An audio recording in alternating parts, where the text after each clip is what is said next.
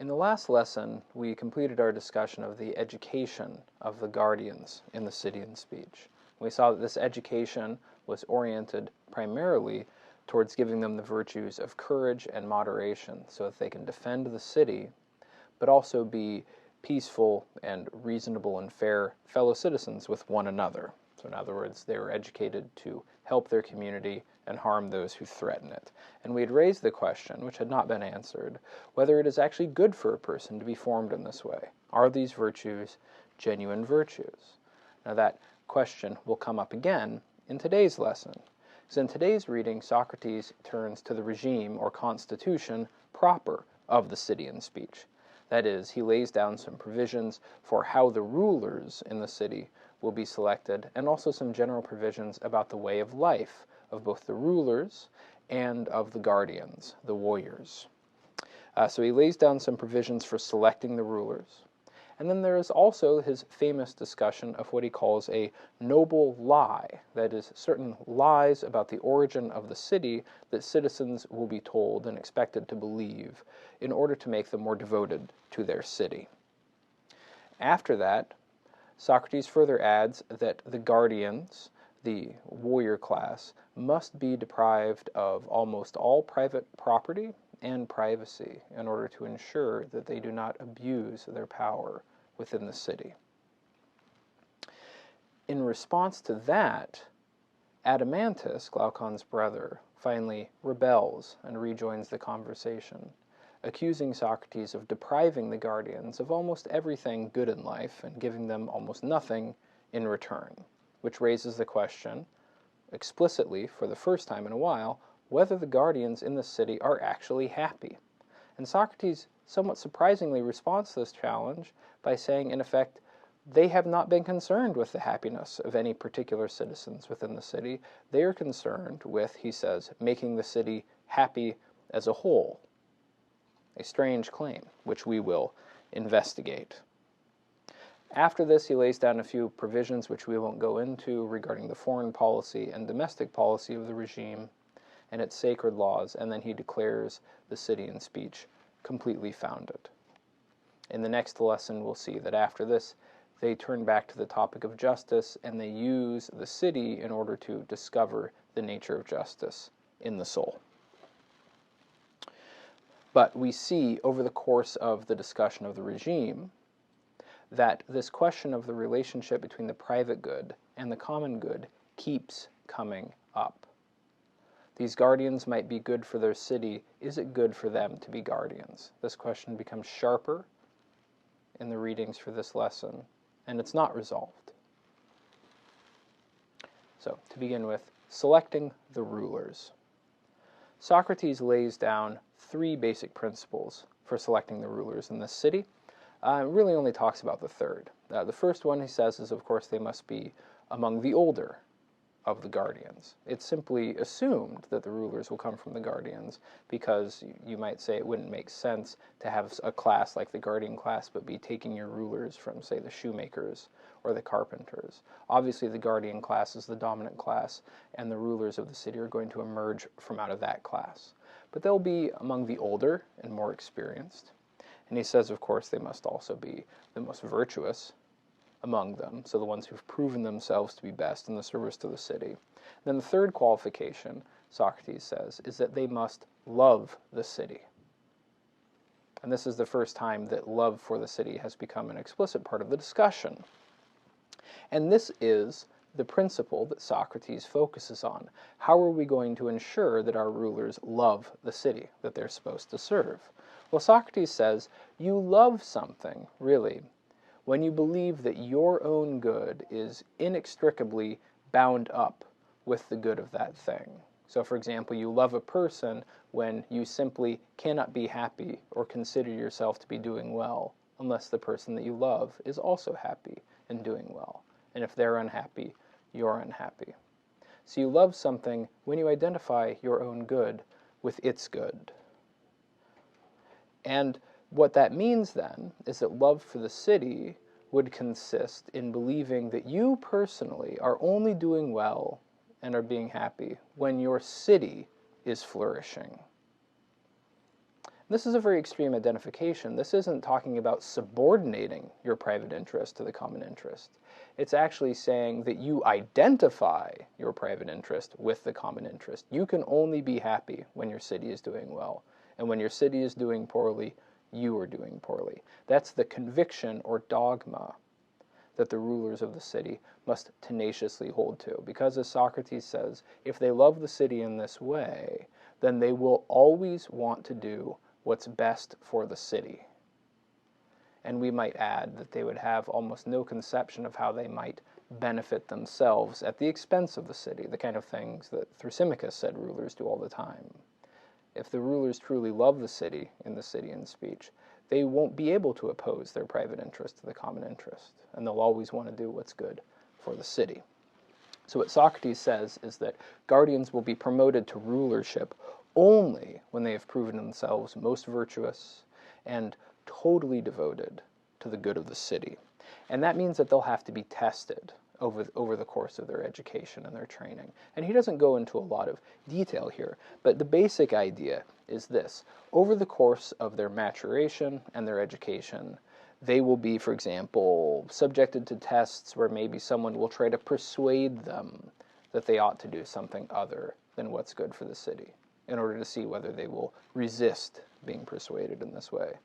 And they'll be subject to all sorts of painful labors in service to the city, and maybe even personal disappointments, someone else being promoted ahead of them, or something like that, or failing in certain contests. So they'll be subject to painful labors and disappointments in order to see whether they nonetheless, in the face of that disappointment, still hold on to their desire to serve the city in whatever way they can. They'll also be tempted by pleasures of various sorts to set aside their duty. So maybe there will be tests where someone will try to tempt them to shirk their duties in order to take it easy and have a good time or something like that.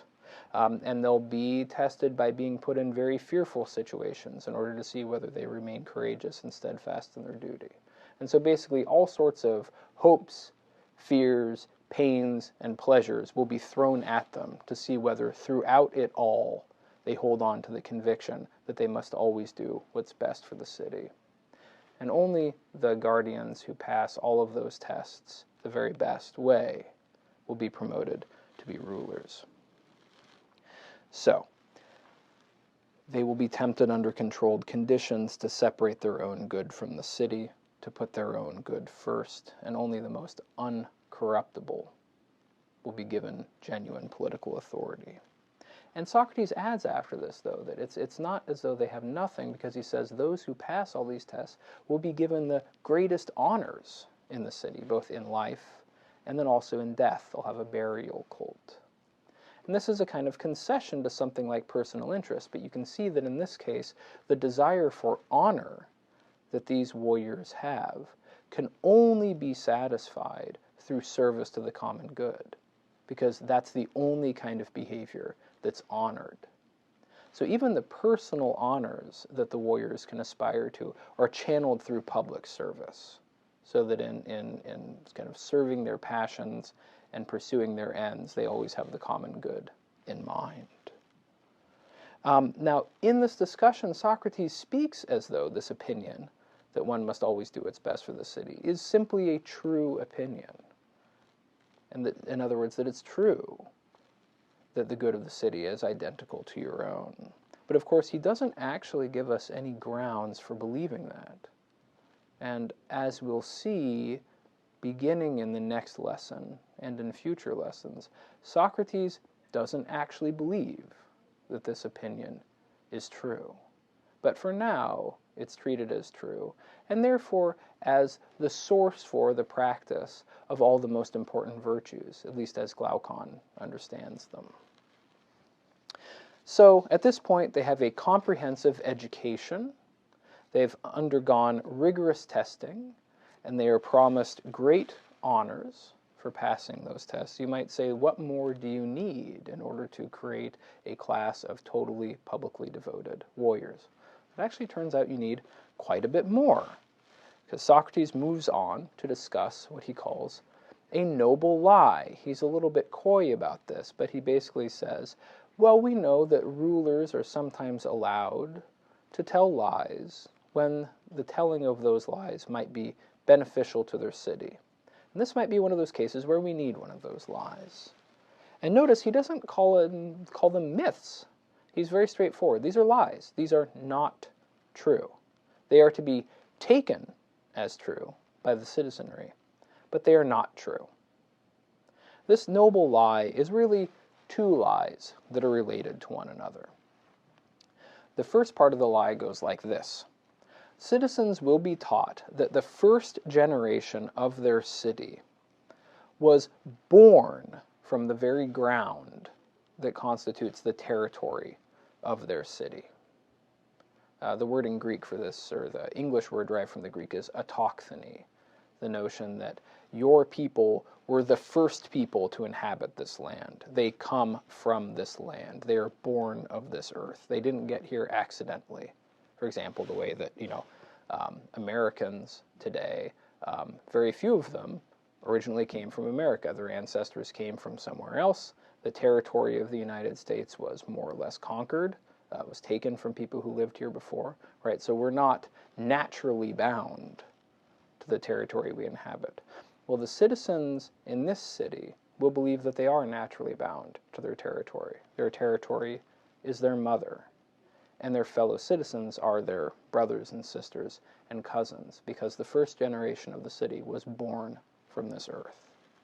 They have a blood tie to their land. And obviously you can see that this myth is supposed to make the citizens identify as fully as possible with their city by removing any hint of the notion that their connection with their territory and that their connection with their fellow citizens is in any way contingent or arbitrary.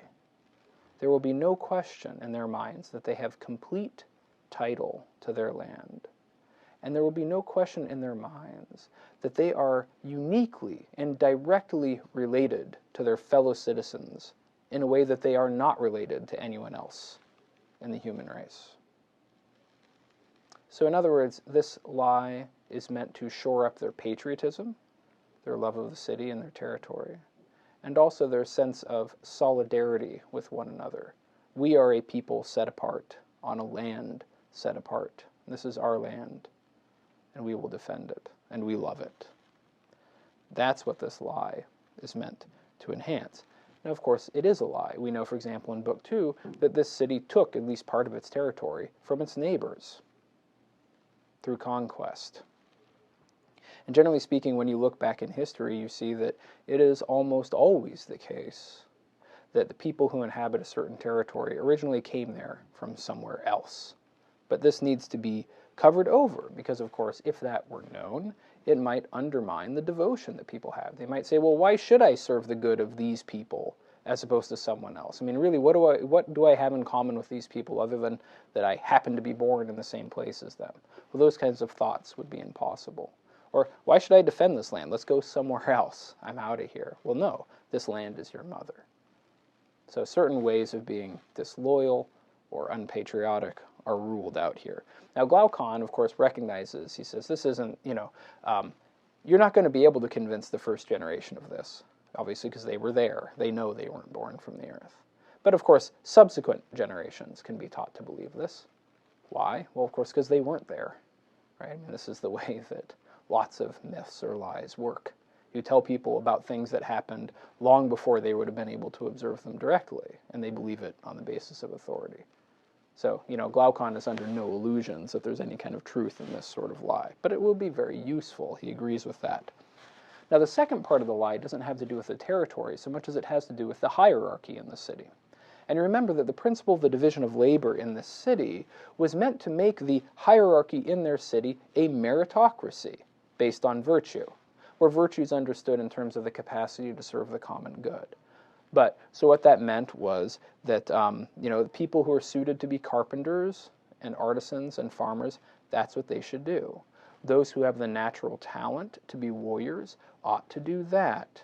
And only those who have the virtue and the experience and the patriotism to make them good rulers are entitled to rule. So, the hierarchy in the city and speech is meant to go beyond the kind of conventional and oftentimes arbitrary hierarchies that you normally would find in a political community, right? Where, well, why are those aristocrats in charge? Well, because they're the kids of the previous generation of aristocrats who were in charge. Right? In that case, you have a conventional aristocracy based on birth, and oftentimes what that means is that they're very talented people who could do lots of good things, but they're born in the lower orders, and their talents are wasted. And at the same time, you have other people who have great authority and power and use it horribly because they're utterly unqualified to use it. They only have it because they were born in the right family. Well, that's not good for the city. Socrates recognizes that in a good city, everybody does that which they can do best for the whole. And that means you have to have a meritocracy. So the second lie is meant to shore up this meritocracy by arguing that when the citizens were first formed, there was a god who had mixed different metals into their souls, and these metals indicated the place within the hierarchy that they should be. So the farmers and the artisans have bronze and iron in their souls. The warriors, the guardians, have silver in their souls, and the rulers have gold in their souls. So in other words, the story is that there is actually a divine intention. There is a divine sanction for the hierarchy in the city. This is the way that God wants it. And this is important because Socrates says they'll be taught that for the most part, for example, people with gold souls will give birth to other people with gold souls, and people with silver souls will give birth to other people with silver souls. Like will follow like. But it won't always be the case. And so it will be the duty of the warriors both to identify members of the lower class who have the potential, who have the silver in their soul or gold in their soul, the potential to rise above their station. And also, and this is especially important, it is the duty of the rulers to identify those within the guardian class and the ruling class who don't truly deserve to be there. So if somebody with bronze in their soul, somebody who really should just be a farmer, is born of a warrior family, they have to be demoted. They have to be sent down to the lower order and do the tasks that they're naturally fit for. So this principle really, or this myth, is there to combat what oftentimes we refer to as favoritism or nepotism, where those people who have power, in part, use their power and influence to try to ensure successful positions for their children, even when their children are worthless. Because oftentimes people will put the good of their children or the perceived good of their family ahead of the good of their community. Yes, of course, it'd be better for the city if my good-for-nothing son wasn't in charge, but he's my son and I love him and I want him to be in charge anyways. That's the kind of thought that this myth is meant to undermine. And it goes so far as that Socrates says there will be an oracle. The citizens will believe that there is an oracle which says that at the time when someone attains a rulership who does not have gold in his soul, when somebody is a ruler who does not deserve to be there, the city will be destroyed. So you have a divine sanction meant to make sure that the rulers, that those in the upper class, do not put the good of their family ahead of the good of the city. They believe that the god will destroy the city if they do that.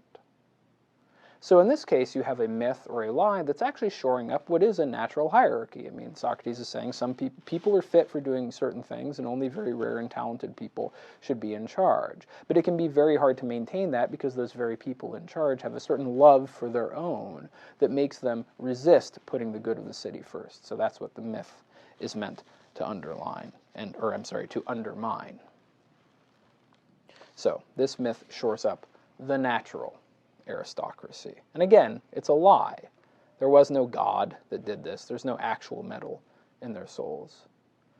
And if they knew that, they might be more tempted to practice favoritism. So they have to be taught to believe something that's not true for the sake of the good of the city. Both lies are meant to increase devotion to the common good, and both do so by obscuring certain truths or embellishing them with falsehoods, which implies that were the simple truth known, it would be harder for people to identify with the common good, harder to resist the temptation to put their own good or the good of their family first, harder to accept, for example, their own inferiority or the inferiority of their children within the hierarchy of the city. So that needs to be covered over. So now you might think, okay, we've got extensive education, rigorous testing, promise of honorable rewards for those who pass them, and 2 lies meant to shore up devotion. What more could we possibly need to have public-spirited, devoted citizens? Well, it turns out we still need even more. And so at this point, Socrates turns from the noble lie to the question of the living arrangements of the guardians. Here, assuming that the rulers will emerge from out of the guardians. So he's really focused on how do our guardians live. And he says they have to live like soldiers, not like money makers. It would be terrible to give them a way of life that would turn them into rapacious exploiters of their fellow citizens. He says it's similar to when you raise a dog to be a guardian of the flock, but by giving it bad habits, you make it into something worse than a wolf that, instead of guarding the flock, destroys it. You don't want to give your guard dogs a way of life that disposes them to eat sheep. So in the same way, you don't want to give your guardians a way of life that disposes them to exploit their fellow citizens. And now you can see here an echo of the speech that Thrasymachus gave earlier, right, where he says the rulers view the people as sheep to be exploited. And you can see that many of the provisions in this city are really meant to rule out the possibility that you will have a ruling class that acts the way Thrasymachus says ruling classes act. Namely, they'd use their power to benefit themselves at the expense of everybody else. And Socrates says, we can't do that. They have to serve the good of the city. They have to be guard dogs, not wolves. They have to keep the sheep safe. The rulers must be good shepherds who raise good guard dogs. And Socrates says, of course, the best way to prevent behavior like this amongst the guardians is to give them a really fine or noble education. Right? You form them to be the right kind of people who won't do that. And Glaucon says at this point, well, we have given them that education. Right? And he clearly has believed that this earlier discussion of education in Glaucon's eyes was an education in all the most important forms of human excellence. So we have given them that sort of education, Socrates. To which Socrates responds, I wouldn't be too sure about that, Glaucon. And this is the first time that Socrates calls into question the adequacy of the education of the guardians. And this will be picked up again 2 lessons from now. So what that means is, since we can't assume that they've been truly, nobly, and completely educated, we have to also regulate their living arrangements to prevent the temptation to abuse their power. And so what that means is they will, in effect, live in a barracks. They will not be allowed to have any personal, private property other than what is absolutely essential. You would assume clothes and weapons, and maybe a bed. They will not be allowed to have private houses. Families won't live in private houses separate from one another. They'll live in a communal dwelling. And they won't be allowed to have any privacy or private storerooms. In other words, where they live will be completely open to other people coming and going. They can't close themselves off from anyone else, and they will not be allowed to have anything where they could hide things away. So no private property, no private house, no privacy. What's more, they will be paid simply in food. That will be the wages that they receive for their service to the city. Right? So the artisans and the farmers will provide them with food and their material needs. And even that food, they won't eat as private families. They'll eat together in a common mess, which was actually a Spartan practice. So all the citizens will eat together, basically in a big cafeteria, and they'll eat food supplied to them by the working class. And the guardians will be forbidden even to touch gold or silver, on the grounds that, well, you have gold or silver in your soul already, so it would be unholy for you to touch the non-divine gold and silver that other people are concerned with. In other words, they will live under conditions where profitable injustice is simply impossible. They will not be allowed, they will not have any property. Even if they stole something, they would have nowhere to hide it. Right, so the conditions that Glaucon, for example, talked about, the ring of Gyges, where you can render yourself invisible and thereby take more for yourself. These guardians are always completely visible to one another, and even if they wanted to, are unable to hide anything. They have nothing except their virtue and their city. That is all that they have. And this is very austere. But Socrates suggests if you really want to, in effect, overcome the temptation to put your private interest ahead of the city, you must do all of this. All of it. And Glaucon's on board. He believes it. He says this will make them most useful to themselves and to the city. He thinks that this is the most virtuous way of life, and since he thinks virtue is the most important thing, he's willing to make the sacrifices, the necessary sacrifices, in order to live that kind of life. So he says, fine, Socrates, if that's the way it is, that's the way it is. And at this point, Adeimantus interrupts, because he's not convinced. He actually accuses Socrates. He says, Socrates, what would your defense be if someone were to accuse you that you were making these guardians miserable? They have the power in the city. By right, they in effect own the city, and yet they enjoy nothing good from their power. They live like mercenary dogs. They serve the city all day, and they're paid in food. They don't have money. They don't have private homes. They don't have any luxuries or private expenses. They don't have anything. And Socrates' response is actually to say, oh yeah, and you left a few things out, Adeimantus. They don't have any money to spend on girlfriends or anything like that either. They can't privately entertain people. And what's more, even if they wanted to travel outside the city, they couldn't, because they don't even have any money. And so Socrates actually says, you're right, Adeimantus, I have taken all these things away from them.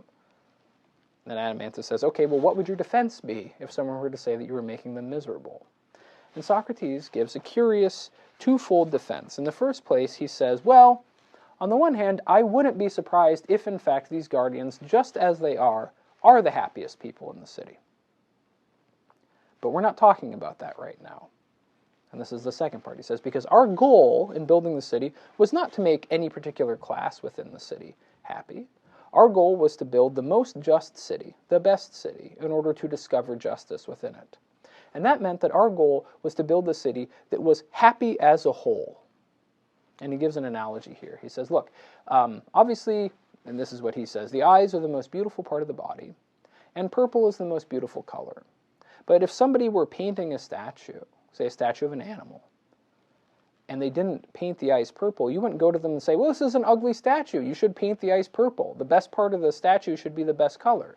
Socrates says, no, of course not. When you're painting a statue, what you try to do is you try to paint each part of it the appropriate color. And when each part is painted the appropriate color, then the whole is beautiful. Right? So you want an eye to be black, not purple, and so on and so forth. And what he implies by this analogy is that, so in the same way, when you're building a city, you don't try to look out to make sure that one particular class within it is happiest. You try to give each class the way of life and the kind of happiness that is appropriate to their job within the city. And in that way, you make the city as a whole happy. So you don't want to give any part of the city some way of life or some kind of happiness that would make them bad at their jobs and make them a bad part of the city, right? You don't want your farmers and craftsmen to live outlandishly luxurious and hedonistic lives, because that will make them lousy farmers and lousy craftsmen. They'll spend their time getting drunk and partying instead of doing their work. But especially, you don't want to give the rulers a way of life, an understanding of happiness that turns them away from their service to the city. Because our job, Adeimantus, is to make the guardians guardians. Our job is to make them good guardians.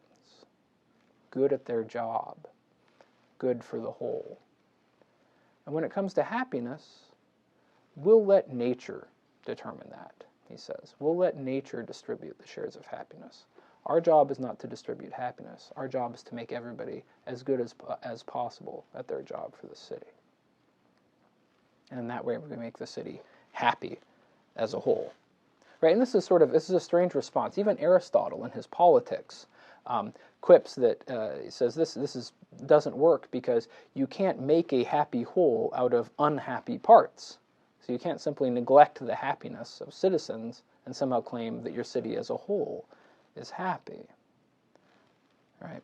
But at the same time, Socrates is making something quite clear, although Glaucon didn't see it, which is that all along their purpose has been to form good citizens, and they have not been directly concerned in any way with the individual happiness of particular citizens or classes of citizens. Socrates is just being explicit about that now. It had been missed before because Glaucon is convinced that happiness consists in the practice of virtue, and that this city is the city in which virtue is most perfectly practiced. So Glaucon has not been precise enough or demanding enough, and so that's why it requires Adeimantus to step in and say, well, Socrates, I'm not sure this is a good arrangement for the guardians. And Socrates, in essence, punts in the face of that question. Well, I think they will be happy, but at any rate, that's not our concern. We want to make the city happy as a whole.